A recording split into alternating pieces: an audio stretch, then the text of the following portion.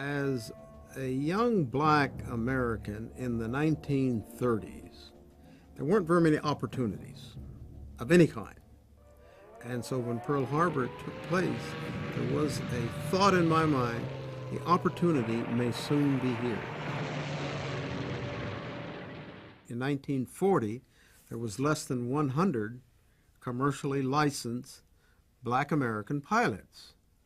And as a result, there was a very, very strong resistance for black Americans to become military aviators. So there evolved an experiment. We will give them a chance. We will try them. But it was called the Tuskegee Experiment.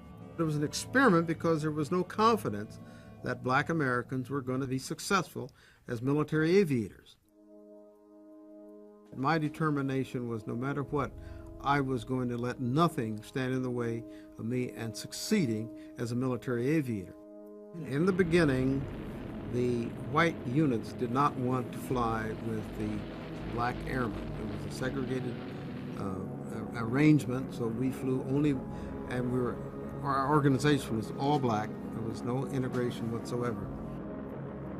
Our job was not to go out and seek and destroy enemy aircraft, but to make sure enemy aircraft did not destroy the bombers on their missions to the target, on the target, and then returning home.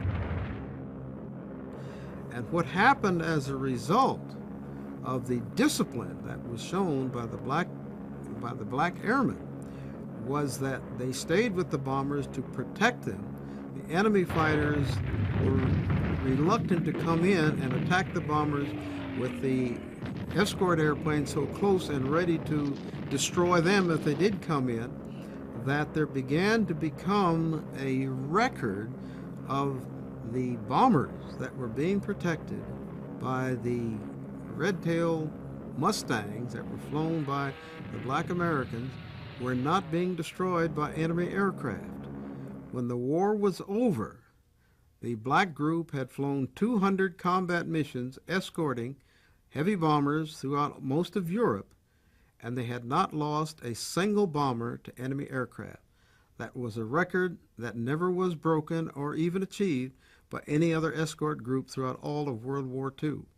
And it simply destroyed the myth of the incompetency of black airmen. It's interesting that we fought so hard and volunteered to get into the military. We felt that we had accomplished some good in what we did in our military service. But there were no rose-colored glass situation. Discrimination was there when we went away. It was there when we came back.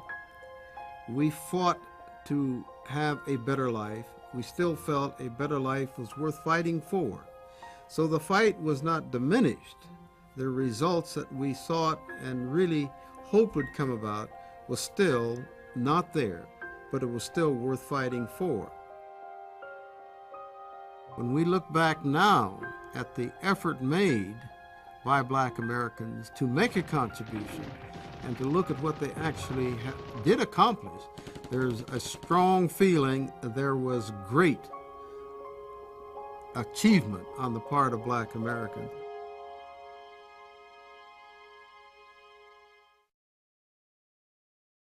This is the film that Alberta Kinney donated to the WASP collection. It's just a little 8mm home movie, but I think it's just so important. We have so few of these. This really does represent something very valuable.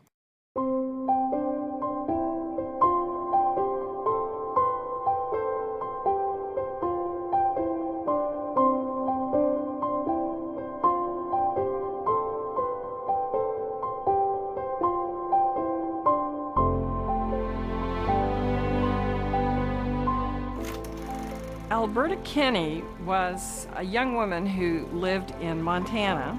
She was born in 1919. At the time of World War II, she had taken a job with the Navy as a secretary, but she heard about the flying program that the women were involved in and decided she needed to learn to fly and get into that program. My name is Dawn Letson, friend of Alberta Kinney, who served in the Women Air Force Service Pilots of World War II. I'm at Texas Women's University in Denton, Texas, and in 1992, we became the official archive for the Women Air Force Service Pilots. It really started out as an experimental program. When Pearl Harbor happened, they really needed people to help ferry airplanes around the country. They were building airplanes at a very rapid rate, and they needed to get them from the factories to the point of embarkation. They could fly Army aircraft and be trained in it, but they could only fly within the continental United States. Alberta applied to become a WASP, and she obviously had her basic pilot's license, and she had 30 hours of flight time. So they accepted her into the training program. So she reported to a town called Sweetwater, Texas, more famous for its rattlesnakes. Apparently they had a film camera in their family, and they must have offered it to her. The idea was to get photos of her and her classmates so that she could take it home and show the folks. She got some really cute film footage of her friends and her classmates. It's obvious that this is just before their graduation. Everybody's hamming it up for the camera. We also got some of her instructors. But the best part is her getting up on the airplanes at Sweetwater and getting into the cockpit and flying off. And that's just wonderful. There's nothing more attractive than these beautiful young women who are so thrilled with what they're doing. And they are playing a part in World War II history. Frankly, the WASP were forgotten right after the war. They left before the war was over. They were forced to close the program before the war was ended. The Women Air Force Service Pilots really are inspiring, and so it is an important part of our history. They're the first American women to fly these military planes for the United States. Alberta wanted to make sure that we were willing to share this with museums and with the researchers, and we have done that. I'm so grateful that she did this. To be associated with the WASP has been the thrill of my life. My name is Dawn Letson, and I make history every day.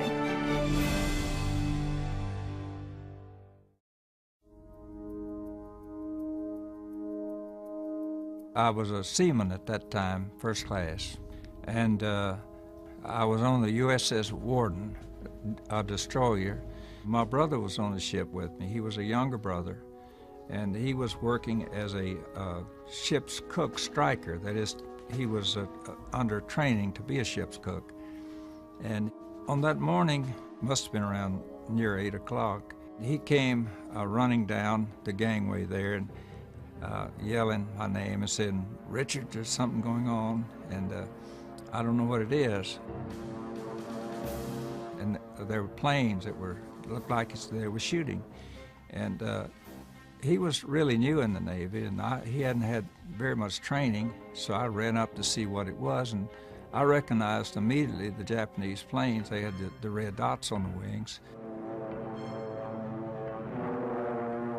It was difficult to see the battleships that were on the other side of the Dobbin. We could see, though, smoke beginning to rise from that direction and hear this great noises of the bombs exploding. And then I saw the planes strafing on Fort Island. I was around behind the mast where ammunition was coming up, and I was picking up a shell case, and I heard the gunner's mate, chief gunner's mate, call out, "If anyone's ever prayed, now's the time." And I knew what he meant. The bomb was going to be dropped on us. About that time, there was a loud explosion, and it had fallen off our fantail. It missed us. But all at once I heard my brother shouting. He had run from the bow of the ship all the way to the back. He had left his gun station, come back there. He had climbed up on the after deck house where I was, and he was shouting my name. He thought I'd been injured because he could see the blast from the front, and he thought I was in, but none of us were injured at that time.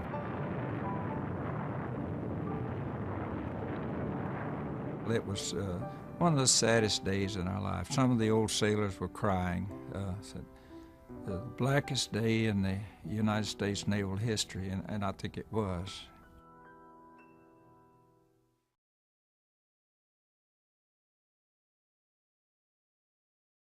What was it like to fly together? Do you get to know each other? Hey, he's a lieutenant, I'm an ensign. How do you think? This ensign saved my life many times, though. How did Bless it his save your heart. life? Oh, I think he's exaggerating a little. Oh, I am Actually, I was not. saving my own life. He just happened to be along. You told me which course to fly, how long to fly, how long it would take to get there. I just said, okay, Bob, here we go. Well, they paid me to do it, you know.